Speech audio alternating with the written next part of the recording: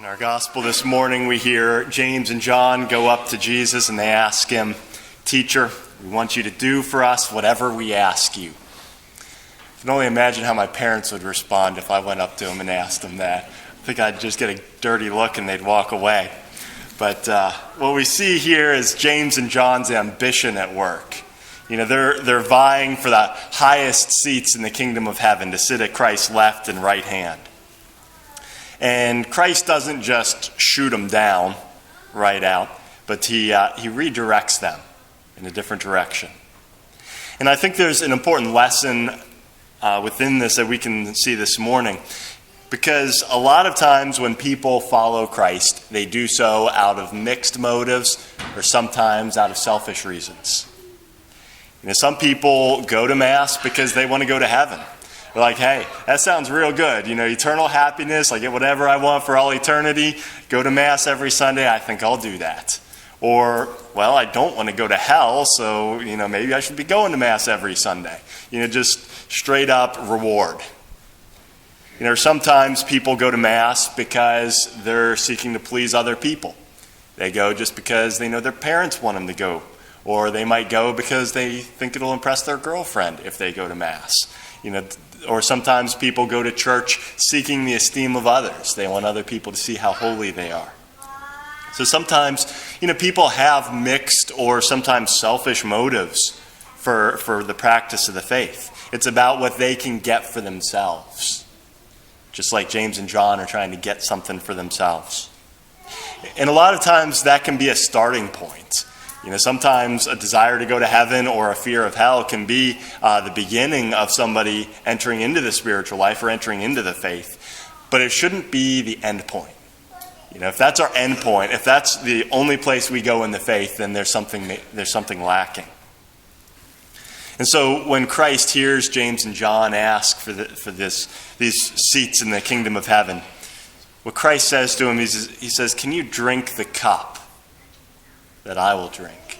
Can you be baptized with the baptism with which I'll be baptized?" What's he talking about? And that becomes more clear as we go forward in the gospel and we get to the Garden of Gethsemane, where Christ begins his passion, the agony in the garden. He takes the sins of the world upon himself. And he says, "Father, take this cup from me, but not my will, but your will be done." And so the cup is the suffering that he's going to endure. And the baptism is going to be his death that he's going to endure. So what Christ is saying to James and John, to his two disciples here, is he's saying, you want a spot in the kingdom of heaven. Are you willing to suffer with me? Is your friendship with me deep enough that you'll follow me where I'm going? Will you follow me to the cross?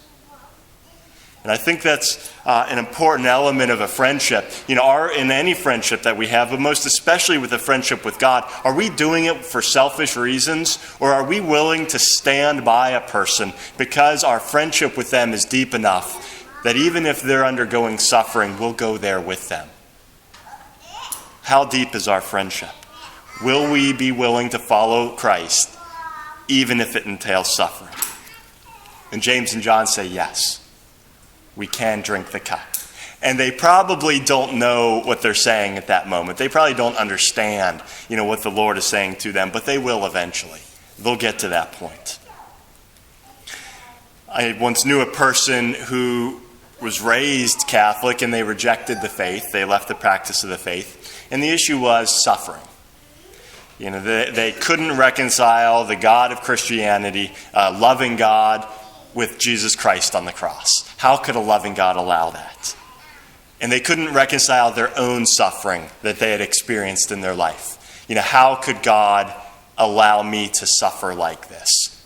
Therefore, they rejected the faith. And they couldn't reconcile loving God with the other suffering that they saw in the world as well. And I think that's a valid point. I mean, that's a very difficult and challenging question to deal with. But I think a few points are helpful. And first is to recognize that when God created this world, suffering wasn't part of the original plan. When God created the first man and the first woman, there was no suffering. there was no pain. There was no death. There was no disorder. Everything was ordered properly. That's the world that God created us in. And what God desires for us in eternity, he desires all of us to attain salvation. And if we follow his will, and if we do attain salvation, we will be in a place where there is no suffering for all eternity, where every tear will be wiped away. And so suffering is not part of God's plan. It's not like he's up there wanting us to suffer and inflicting pain on us because he enjoys it. Suffering only becomes important after the fall, after Adam and Eve disobeyed God. And the reason why it became important is because when Adam and Eve sinned, they sinned through selfishness. They committed an act that they knew was defying the will of God in order to fulfill their own selfish desires. And so the remedy for that is self-sacrifice.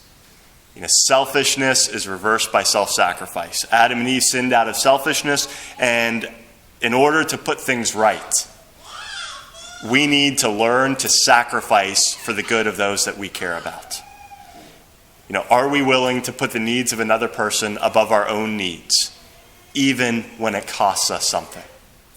And so sacrifice in this fallen world teaches us how to be selfless, how to love another person, not for selfish purposes, but for selfless reasons. And so sacrifice becomes a remedy for the selfishness within us.